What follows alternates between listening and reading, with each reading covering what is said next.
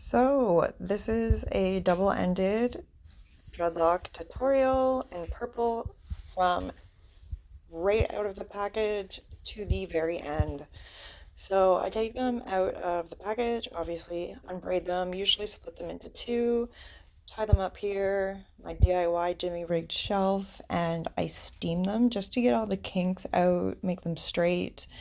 I don't find it really makes a big difference in the dreadlock when you're backcombing or anything, but if I'm making braids, definitely I straighten them out so there's no kinks or anything like that, and it just, I don't know, it's satisfying. But you're gonna want to make sure that you don't do as I am doing, do as I say, not as I do. You're going to want to start from the bottom and then work your way up. And whatever kind of brush you're using in the back to brush through it with the steamer, make sure it's plastic, not metal. You'll melt the hair. And keep in mind, use a cheap brush because after a while, the prongs in the brush will melt and start to bend. So here you're going to split the hair into the amount that you want for the dreadlock, which I'm actually really bad at. I either think it's going to be too thick and takes some out, or I think it's going to be too thin, vice versa. Anyways, I'm horrible at separating the hair. This ended up really thin, but make sure it's straight down. Yeah, see, I even took more out. So it's even tied around whatever jimmy rig you do to make your dreadlocks. And obviously you're going to start with the backcombing. So some people will say long, for like start off with long strokes for the backcombing. I found honestly that gives me like this, it bunches up way too much, and then you end up with too many knots, and I say rope burn, finger burn. You gotta separate it like I am here, get all the knots out. I even go to the extent I have to take scissors, slide them down it, cut knots out. I'm constantly brushing it.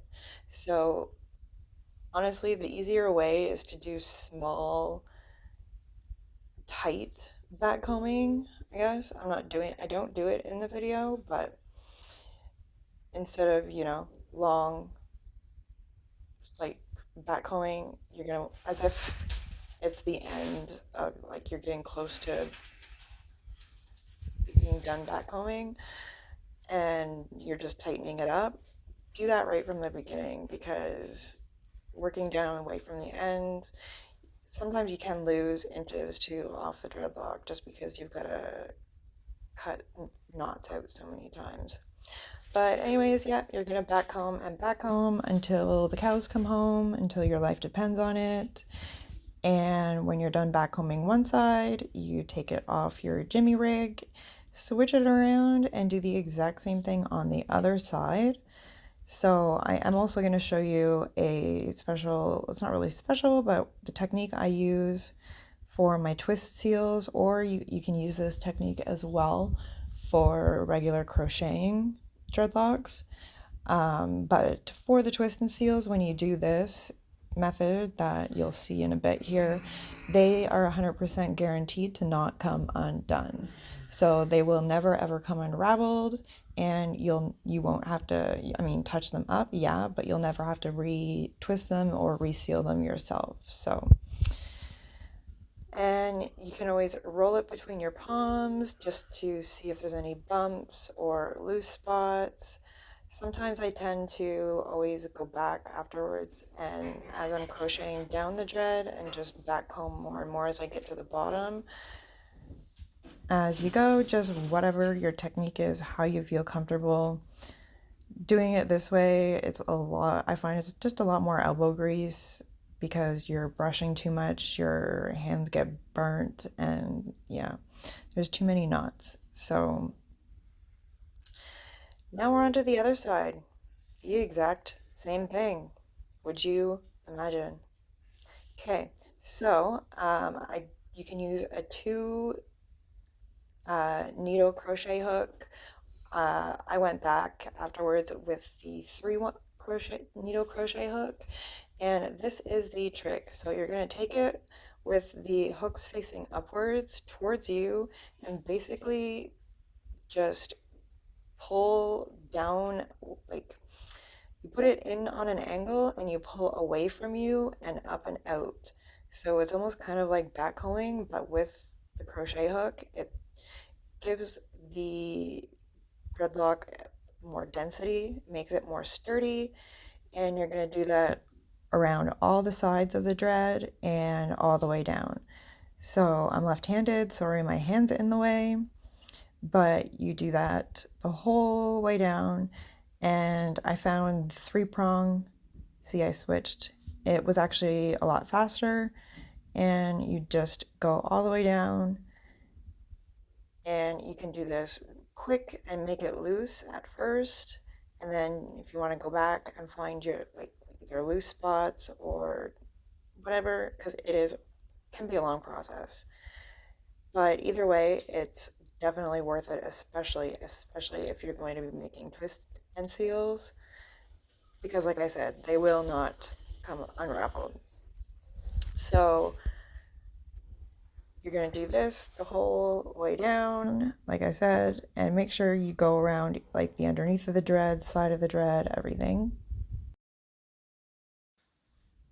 And you're going to keep doing that again the whole way down on both sides and until you're happy with it. You can always just go, like I said earlier, really quick and make it loose and then go back, feel it with your fingers, and only just tighten up the looser spots. So this, trying to think, the 3 crochet hook versus the 2. The 3 I find works better when they're thin because there's 3 hooks to grab. But this here means you have a really good dreadlock. If you can hold it up by one finger and the whole dreadlock stands up on its own, it's perfect. So now I'm going to be switching and doing the other side. So yet again, because it's double-ended, you're going to do double the work.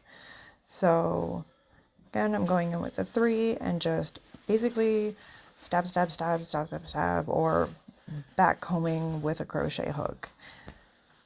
So it's all finished. I'm just going down it, making sure like any loose spots that I missed or whatever, but it stands up on its own. But here it won't because it's so thin. But now the sealing part, so I use a makeup wipe. Most people use a face cloth. It's up to you.